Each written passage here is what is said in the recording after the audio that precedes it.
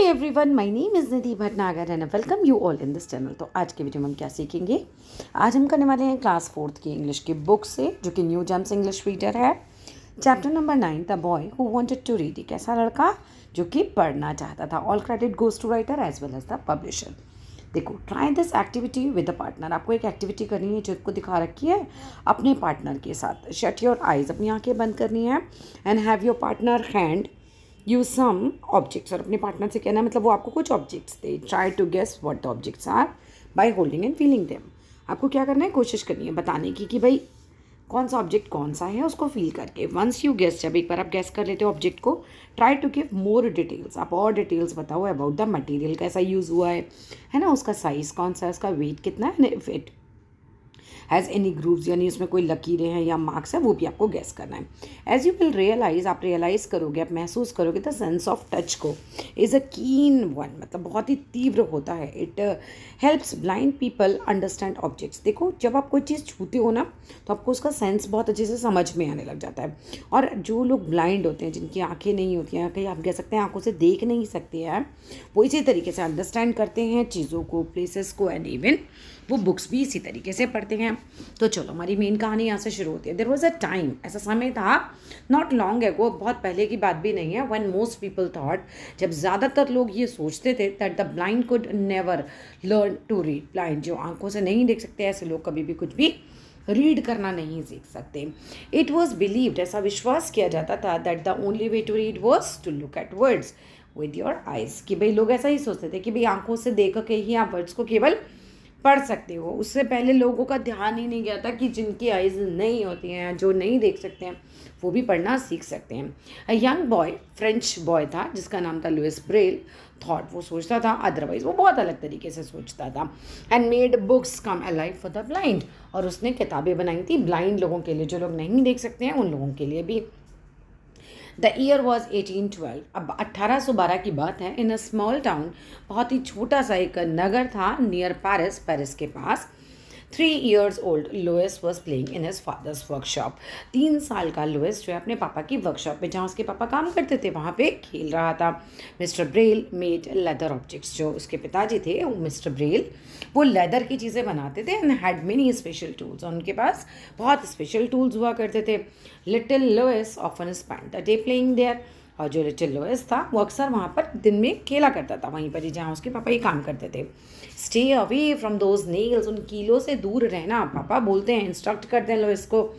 Louis noted, Louis हाँ में sir हिला देता है। ही लुक्ड इंटेंडेडली, लेकिन वो बहुत ध्यान से देखता है एट द थिंग्स, चीज़ों को, हिज फादर मेड, जो उसके पिताजी बनाते हैं। Curious little Louis decided to try his hand. अब जो लुइस बच्चा होता है, ये कहता है कि यार मैं भी बनाऊंगा, है ना, मैं भी कुछ ऐसा करूंगा जैसा डैडी कर रहे हैं, विद द टूल्स टू, मतलब वो टूल्स पे हाथ आजमा रहा था, बेसिकली टूल्स से वो कुछ बनाना चाह रहा था। He picked up an all, उसने एक ऑल यानी एक सुआ, एक बहुत ही शार्प ऑब्जेक्ट होता है, उसे उठाया। एक शार्प पॉइंट की स्टिक होती है ये, विद अ वुडन हैंडल, जिसका हैंडल वुड का होता है, ये बना के भी आपको दिखा रखा है साइड में। Mister Braille used this to make holes in leather, जो इनके पिताजी थे मिस्टर ब्रेल, वो इसमें लेदर में छेद करने के लिए इसको यूज़ करते थे। As he played with the awl, जब वो ऑल से खेल रहा था, लुइस हैंड स्लिप्ड, उसका हाथ जो है स्लिप कर जाता है। He let out a loud cry, वो जोर से चिल्लाता हुआ बाहर निकलता है। Mister Braille rushed to his son, mister Braille फटाफट भाग के अपने बेटे के पास जाते हैं। बट डैमेज वॉज डन, लेकिन आज जो है कुछ बर्बादी हो गई थी। The awl had hit one of Louis eyes, जो ऑल था, जो सुआ था, वो लुइस की आंख में लग गया था। We are going to take you to a doctor, mister Braille cried, जो उसके पिताजी थे मिस्टर ब्रेल, वो कहते हैं, चिल्लाते हैं, अपने बेटे को हाथ में लेते हैं स्ट्रीट पर, ठीक है, son in the streets, like carrying his son on the street, सड़क पर लेकर बेसिकली वो जा रहे हैं, तेज़ी से जा रहे हैं, और बच्चे से कह रहे हैं कि हम तुम्हें डॉक्टर के पास ले जाने बेटा, होता है ना, चिंता मत करो। हाउ एवर, फिर भी with in a few days, कुछ ही दिनों में द वाउंड गॉट इन्फेक्टेड, उस बच्चे की आँख में जो लगा था, अब उसमें इन्फेक्शन हो गया था। The infection spread to Louis other eyes, उसकी दूसरी आंख में भी इन्फेक्शन हो गया। द बॉय बिकेम ब्लाइंड, और एक आंख से इन्फेक्शन दूसरी आंख में चला गया। देख रहे हो, छोटी सी असावधानी ने उस बच्चे की आंखें खराब कर दी, हमेशा के लिए इसकी आंखें खराब हो गई थी, ठीक है। अब वो बच्चा ब्लाइंड हो गया है। आगे देखते हैं। एज ही ग्रू ओल्डर, जब वो थोड़ा बड़ा होता है, लुइस लर्नड टू अडेप्ट, वो सीख जाता है, अडेप्ट करना मतलब आदी हो जाता है बेसिकली इसी तरह से रहने का। He went to school with all his friends. अपने सारे दोस्तों के साथ स्कूल जाता था and did well in his studies, और पढ़ाई में भी अच्छा ही कर रहा था. ही वॉज इंटेलिजेंट, वो बहुत ही बुद्धिमान था. एंड क्रिएटिव भी था, बहुत अलग अलग कलाकारियाँ करता होगा. मोस्ट इंपॉर्टेंटली, यानी कि सबसे इंपॉर्टेंट बात यह है कि Louis was determined not to let his disability slow him down one bit. और सबसे बड़ी बात यह है कि लुइस जो था ना, बहुत ही दृढ़ निश्चय था. वो बिल्कुल नहीं चाहता था कि जो इसकी डिसेबिलिटी है, लाइक उसकी आंखें खराब है, तो इसकी वजह से उसकी लाइफ में कुछ भी स्लो हो या फिर वो थोड़ा सा भी लेट डाउन करे खुद को. नहीं, वो मतलब बिल्कुल कहना चाहिए ना, बहुत ही हिम्मत वाला बच्चा था ये. Soon Louis heard of a special school. धीरे धीरे कुछ ही दिनों में लुइस ने सुना एक स्पेशल स्कूल के बारे में, जो कहा था पेरिस में फॉर ब्लाइंड स्टूडेंट्स के लिए स्कूल था. He didn't think twice about going. उसने दूसरी बार नहीं सोचा कि भैया जाना है, वो एकदम डिसाइड कर लेता है मुझे जाना है वहाँ पे. Louis packed his bags, Louis अपना बैग पैक करता है and went off to study there, और वहाँ पढ़ने के लिए चला जाता है. At the school Louis realize करते हैं that there was a special books, कि भाई स्पेशल बुक्स होती हैं for the blind to read, अंधे व्यक्तियों के लिए पढ़ने के लिए. अब वेलेटिन हाउ, इनका इस पहले याद कर लेना. Valentin Haüy the founder of this school थे, मतलब जिन्होंने स्कूल बनाया था, हैड मेड बुक्स, उन्होंने बुक्स भी बनाई थी विद द लार्ज लेटर्स, बड़े बड़े लेटर्स के साथ. ठीक है. And that were raised up of the page, वो बिल्कुल पेज से जिसे आगे को उभरी हुई थी, बहुत ज़्यादा हम कह सकते हैं लेटर्स ना, जिनको छू छू के बच्चे पढ़ सकें. Since the letter was so big, क्योंकि लेटर बहुत बड़े होते थे, तो बुक्स वर बल्कि, बुक्स बहुत भारी होती थी, बहुत बल्कि होती थी, भारी भरकम किताबें होती थी, क्योंकि एक एक लेटर ही बहुत बड़ा बड़ा है, तो बुक तो ऑटोमेटिकली काफ़ी बड़ी हो जाएगी और काफ़ी एक्सपेंसिव भी होती थी टू मेक, मतलब महंगी पड़ती थी बनाने के लिए. The school had exactly 14 of them, लगभग 14 किताबें स्कूल के पास थी. Feeling each letter with this finger tips, Louis set about reading the books in the school library. अब इस तरह से फील कर करके लुइस ने जो है स्कूल में इस तरह से पढ़ना शुरू किया, रीड करना शुरू किया.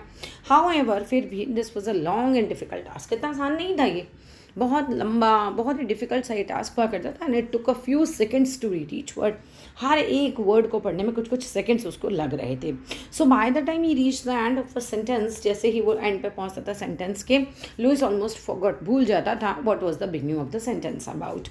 मतलब वो समझ ही नहीं आ पाता था कि जब लास्ट तक पहुंचा तो पहला वाला भूल जाता था, क्योंकि उसको बहुत टाइम लग रहा है एक ही चीज़ को पढ़ने के लिए आगे तक. Then must be a better way. अब लुइस सोचता है कि नहीं यार, कुछ तो बेहतरीन तरीका हो सकता है.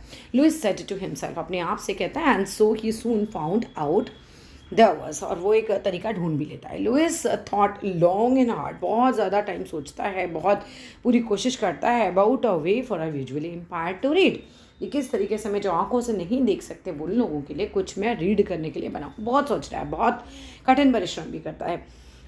अदर्स हैड क्रिएटेड सिम्बल्स, दूसरों ने सिम्बल्स बनाए that could be read by touch, जिनको आप टच करके पढ़ सकते हो. How ever the finger reading was slow and difficult.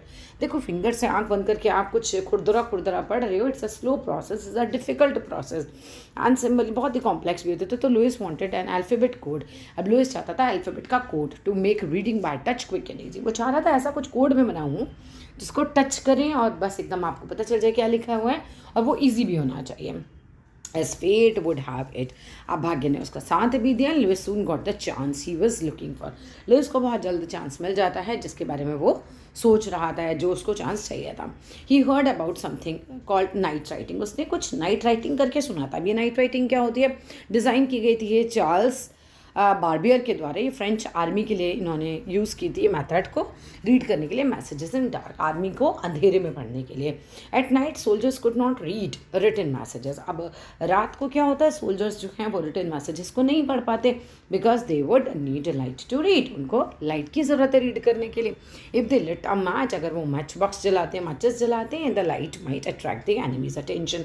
तो लाइट की वजह से क्या हो सकता है, जो एनिमीज़ हैं, जो दुश्मन हैं, उनकी अटेंशन भी आ सकती है, वो अट्रैक्ट हो सकती है. तो instead they used N alphabet code. तो वो क्या करते हैं, अल्फ़ाबेट कोड यूज़ करते हैं आर्मी वाले.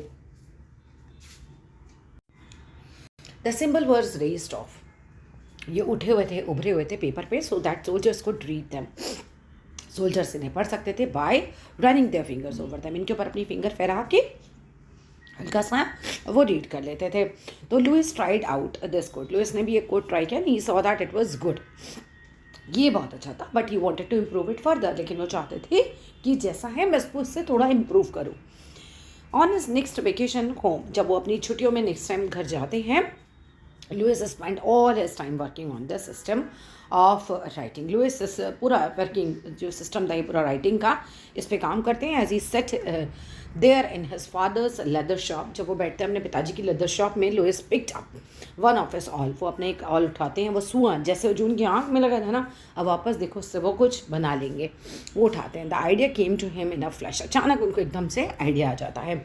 द वेरी टूल, वही वाला tool that had caused him to go blind, जिसकी वजह से वो अंधे हुए थे, would now help him to read, उनको मदद करेगा रीड करने के लिए भी।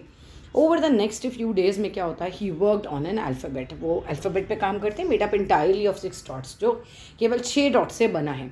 The position of the different dots created a different letter, अलग अलग पोजिशन में वो 6 डॉट रखने से क्या होगा, अलग अलग अल्फ़ाबेट्स बन जाएंगे। इन्होंने कुछ इस तरह का लैंग्वेज निकाला।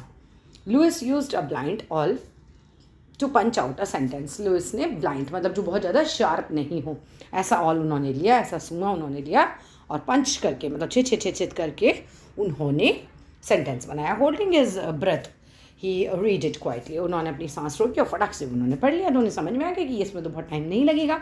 एवरीथिंग मेड सेंस, हर एक चीज़ का सेंस भी आ रहा है, तो इस प्लान हैड वर्कड, उनका ये प्लान बिल्कुल वर्कड आउट हुआ। Louis had invented a new system of reading and writing for the blind, अब लुइस ने अंधे व्यक्तियों के लिए एक बिल्कुल फर्स्ट क्लास सिस्टम बना दिया था। And the boy